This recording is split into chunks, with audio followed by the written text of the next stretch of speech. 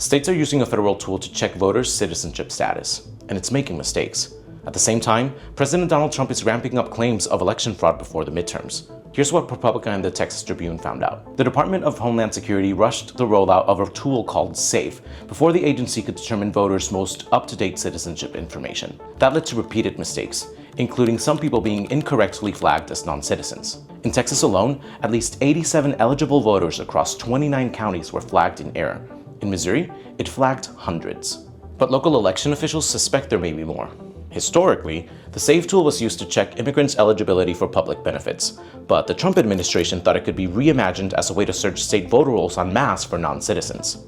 In March, Trump issued an executive order that required DHS to give states free access to federal citizenship data and partner with the Department of Government Efficiency to comb voter rolls.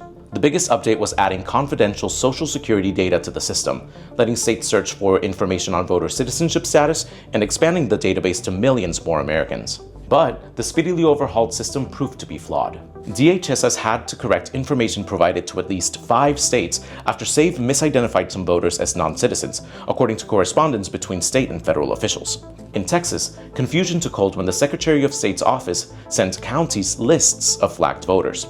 County clerks were directed to demand proof of citizenship and remove people from the voter rolls if they didn't respond within 30 days.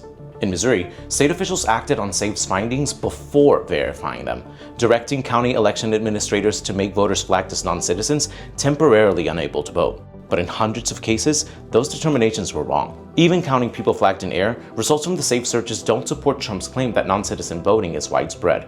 Across 7 states with 35 million voters, around 4,200 people were flagged by SAFE as potential non-citizens, about 0.01%. That's consistent with past findings that non-citizen voting is rare. And naturalized citizens who have been flagged by SAFE say it's jarring to have to provide records to stay eligible to vote when they know they've done nothing wrong. To read more, go to ProPublica.org or click on the link in bio.